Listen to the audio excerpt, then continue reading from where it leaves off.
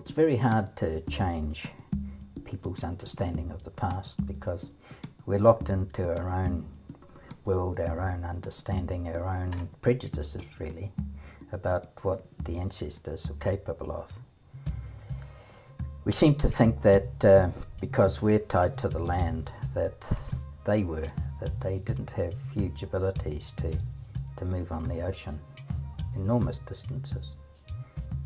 And to understand where they came from, we need to perhaps look at Waitaha, because the way they voyaged was quite exceptional, not just in the distances, but the way they went about it. So it's the going about it bit that we really need to focus on. You see, those who went on the Great Waka, those who headed out from Easter Island exploring for 200 years to chart the ocean currents and the star patterns, that they might go somewhere and then get back again and be able to return to that place. They were the water people. They were born to this. The oceans were their life. They were selected as children because of the aura that they carried. They were selected because of the stars they were born under and where the moon was at that time. They were selected because in their young years they found excitement in the ocean, had no fear of it, were drawn to the waves. They were water people, Rapuwai is their name. So when they went on a huge voyage with the great double-hulled Waka, of course if we focus on Easter Island because that's where everyone gathered, that's where they came from, the peoples who came from Africa and Asia and the Caucasians who came out of the Mediterranean, those who came from the Americas, they gathered at Easter Island. When they went on the great voyages, they took no food, they took no water. If we saw a painting of one of these vessels heading forth that was done by a European who was reconstructing it, they'd have the waka filled with coconuts, they'd have heaps of food, they'd have dried fish, they'd have everything for the voyage. But that wasn't their way. When they left that shore, they placed their lives totally in the hands of Tongaroa, God of the waters. Everything was placed in his hand. They trusted in the ocean. They trusted that they would be able to get water through the rains. They would collect it off the sails into gourds. They knew that they could get fish because the ocean was full of fish. And to get the fish, all they had to take with them were live mussels, which they trailed beside the waka. Mussels that were attached to ropes that they had placed in the mussel bed so that the spat would attach to them during that season. And then they were quietly towed from the platform that bound the waka, the two hulls as one. And when they wanted fish, they took a few of these mussels and they smashed them and put them in a little kete, and the fish came in and they netted them. Simple as that.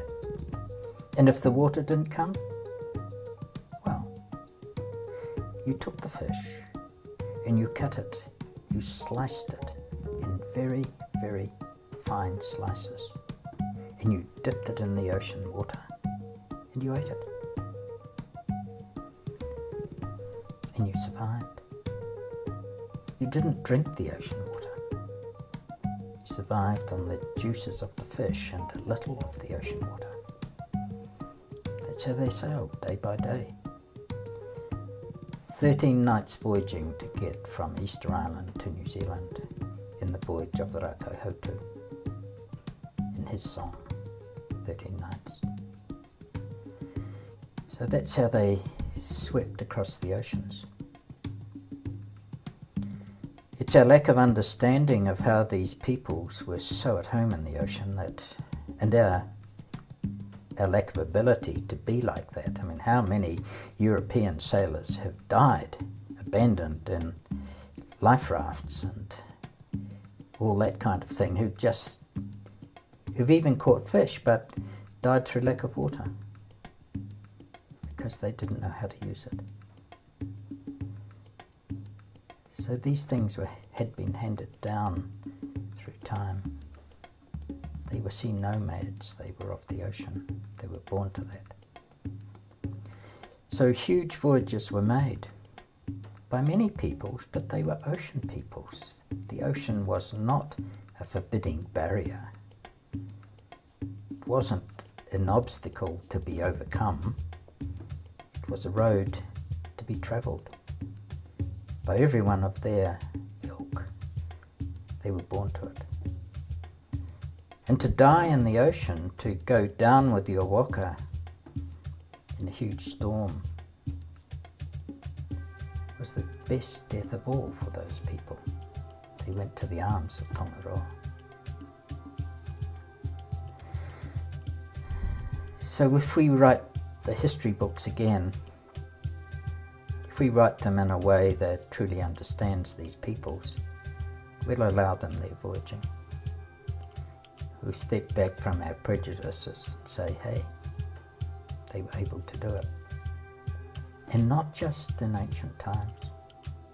Because I have a little story about someone called Grey Wolf, and Grey Wolf was only perhaps 12 when his grandfather came to him up in the South Alaskan Islands. He was of the Inuit people. And he said, we're going to build a big kayak. We're going to build an ocean-going kayak for you and I. And they took a year or two to build it. It was perfect. And then he said, we're going to make a big voyage. And he was a shaman. He was a man of power, understood the mysteries of the weather and of the stars and the voyaging. And they headed off from the South Alaskan Islands, and 3 years later, in 1938, they arrived in the Hokianga in New Zealand. It's been reported in the papers. And then after celebrations there and being embraced by the Maori people, turned around and went home.